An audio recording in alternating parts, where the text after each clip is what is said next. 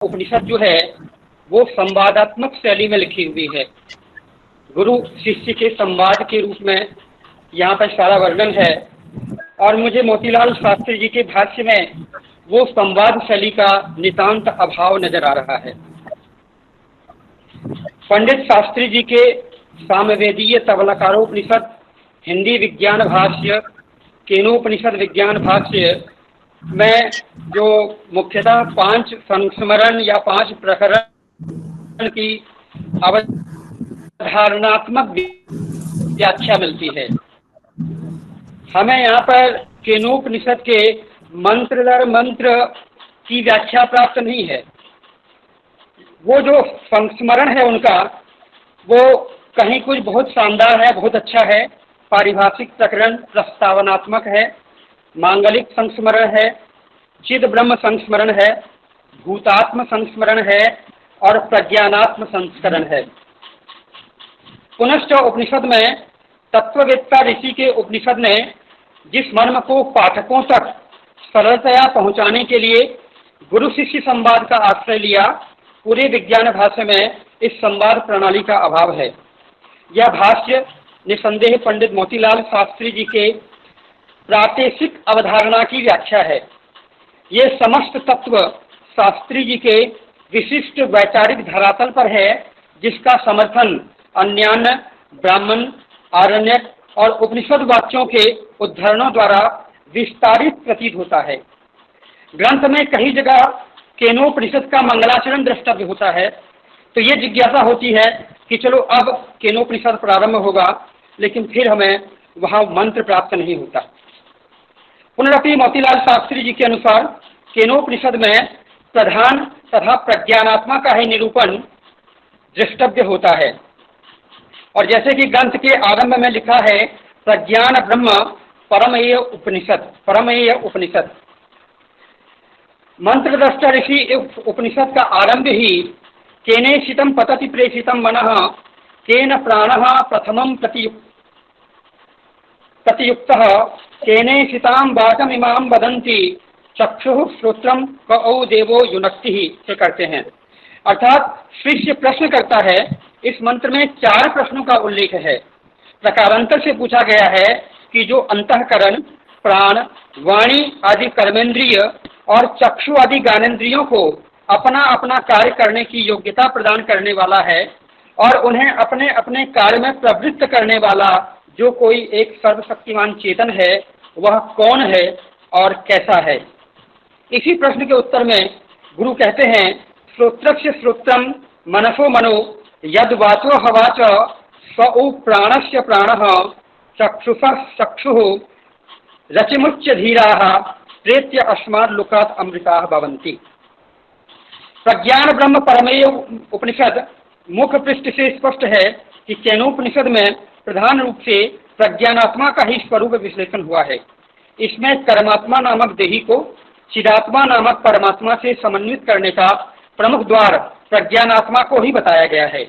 किंवा विभिन्न द्वारात्मक विभिन्न खंडात्मक विवर्तों में से प्रस्तुत केनोपनिषद प्रज्ञान द्वार को ही प्रमुखता प्रदान करता है। प्रज्ञानात्मक संस्करण में ऐतरेय ब्राह्मण, अन्य ब्राह्मण और अन्य उपनिषदों से अनेक उल्लेख यहाँ प्राप्त होता है।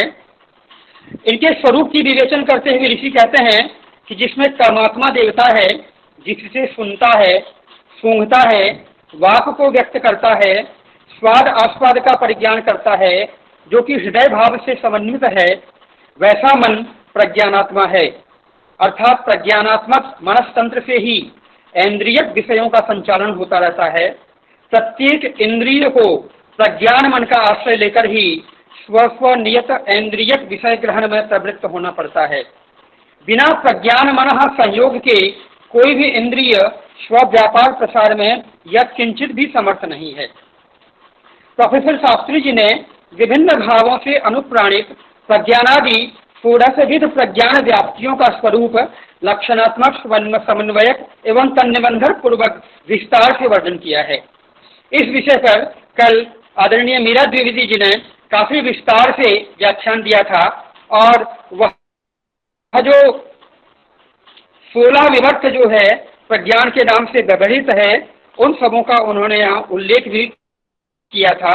पुनः उसका उल्लेख करना ठीक नहीं है, तो मैं इसे छोड़ देता हूँ।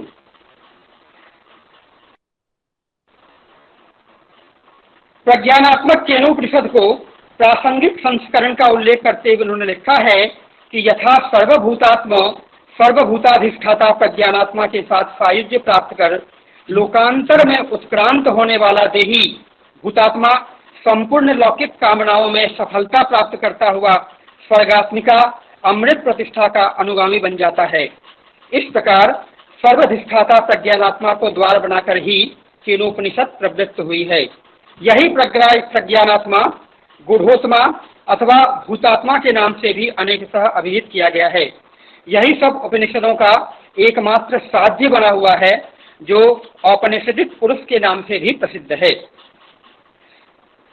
यह जो ग्रंथ 319 पृष्ठ का प्राप्त हुआ है, हम इसे केनोपनिषद के भाष्य के रूप में नहीं देख सकते। यह यदि केनोपनिषद के रूप में इसका अवलोकन करना चाहें तो ये दियावान प्रतीत होता है, हम भटकते हुए नजर आते हैं। लेकिन इनका जो पारिभाषिक प्रकरण है, जिस पर कल प्रोफेसर सरोज कौशल जी ने भी बहुत अच्छा प्रकाश डाला है, ये अद्भुत है, बहुत अच्छा है। मांगलिक संस्मरण में मंगलवाचक जितने भी उद्धरण हो सकते हैं, उन सबों का इन्होंने उल्लेख किया है। चिद ब्रह्म के स्वरूप में भूतात्म संस्करण में भी ऐसे ही उल्लेख हैं। लेकिन हम इस ग्रंथ को कोश ग्रंथ के रूप में स्वीकार कर सकते हैं। यह ब्राह्मण, आरण्यक और उपनिषद वाङ्मय का जो निचोड़ है, उसके समग्र रूप हमें यहाँ प्राप्त होते हैं। कल जैसे मीरा द्विवेदी जी भी बात कर रही थी कि चिदात्मा जो है वो साध्य है, देही भूतात्मा जो है उसकी सिद्धि है, और इन सबों का जो वर्णन उन्होंने ऐतरेय आरण्यक के उल्लेख के द्वारा जो किया है वो अद्भुत है, बड़ा विलक्षण है। और उसी क्रम में जो षोडश देही का वर्णन है वह भी बड़ा विलक्षण है। इसके पृष्ठ संख्या 304 पर क्रमशः जो 455 है, वहां पर मोतीलाल शास्त्री जी ने लिखा है प्रज्ञानात्मानुगता केनोपनिषद का प्रासंगिक संस्मरण। इसमें वो लिखते हैं तथाभूत सर्वात्मा सर्वभूताधिष्ठाता प्रज्ञानात्मा के साथ सायुज्य प्राप्त कर लोकांतर में उत्क्रांत होने वाला देही भूतात्मा संपूर्ण लौकिक कामनाओं में सफलता प्राप्त करता हुआ स्वर्गात्मिका अमृत प्रतिष्ठा का अनुगामी बन जाता है। और इत्थम सर्वाधिष्ठाता प्रज्ञानात्मा को द्वार बनाकर ही केनोपनिषद प्रवृत्त हुई है। लेकिन जो समस्या आती है कि केनोपनिषद के मंत्रों का उद्धरण भी बहुत कम है। कई विद्वानों ने कल बताया था कि इसके प्रथम अध्याय के ये सारे मंत्र, द्वितीय अध्याय के ये सारे मंत्र, केवल वो मंत्र का उल्लेख है। उस मंत्र की हम व्याख्या की बात करें तो वो भी वहां प्राप्त नहीं होता है। ऐतरेय आरण्यक के संदर्भ में उन्होंने अनुगत 14 भूत सर्ग से अनुगता ब्रह्मादि स्तंभ पर्यंत रहस्यपूर्ण पारिभाषिक स्थिति का बड़ा ही सुंदर वर्णन किया है। इसी प्रकार से पार्थिव तैलोक पृथ्वी का, चांद्र प्रज्ञानात्मा का, आध्यात्मिक प्रकृतात्मा का, पार्थिव कर्वात्मा का, इन सारों का वर्णन यहाँ प्राप्त होता है। उपक्रांति को आधार मानकर अग्रिम कतिपय परिच्छेदों के द्वारा प्रतिज्ञात प्रज्ञान के स्वरूप इतिवृत्त समन्वय का प्रयास भी किया गया है। भौतिक शरीर भूतात्मा प्रज्ञानात्मा और पांच भौतिक पार्थिव विवर्त स्वरूप निर्माण इत्यादि की प्रक्रिया, जो कदाचित हम वेदांत सार में पंचीकरण की प्रक्रिया को देखते हैं, उस प्रक्रिया का भी हमें यहाँ वर्णन मिलता है। हम कह सकते हैं कि संभवतः यह अभी अपूर्ण व्याख्या है, और जिस प्रकार से कल विमल जी ने बताया था कि इनके 80,000 पृष्ठों का लेखन हुआ है और उसमें 10,000 ही पृष्ठ प्रकाशित हुए हैं, तो अगर शेष पृष्ठ हमारे पास हैं और उसका अध्ययन किया जाए, उसका अन्वेषण अनुशीलन किया जाए, तो हो सकता है हमें केनोपनिषद की एक विस्तृत व्याख्या मंत्रात्मक मंत्रानुसार प्राप्त हो सकती है। फिर भी मेरा मानना है कि यह जो ग्रंथ उपलब्ध है, यह ब्राह्मण, आरण्यक और उपनिषद के सिद्धांतों का एक बहुत सुंदर कोश ग्रंथ बन पड़ा है, और जिस किसी एक बिंदु के ऊपर, किसी एक टॉपिक के ऊपर यदि हम संदर्भ ढूंढने के लिए चलें तो यहाँ पर मोतीलाल शास्त्री जी ने बड़ा सुंदर संदर्भ दिया है। मंगलाचरण के संदर्भ ही देखिए, कल चर्चा हो रही थी कि पाणिनि ने जिस प्रकार से वृद्धिरादाय सूत्र का उल्लेख किया है, उसी प्रकार से नूतन जलधर रुचि इत्यादि का भी उल्लेख है और अन्य मंगलाचरण शब्दों का भी उल्लेख किया गया है। तो इसको एक कोश ग्रंथ के रूप में और एक संदर्भ ग्रंथ के रूप में देखते हुए इस पर विवेचना की जाए तो वो बेहतर होगा। और इसका जो और प्रकरण है, चूंकि यह द्वितीय प्रकरण ही हमें हस्तगत हुआ है, और प्रकरण को हस्तगत किया जाए तो जिस प्रकार से मोतीलाल शास्त्री जी ने अन्य उपनिषदों के ऊपर भी अपना भाष्य लिखा है तो वो हमें प्राप्त हो पाएगा।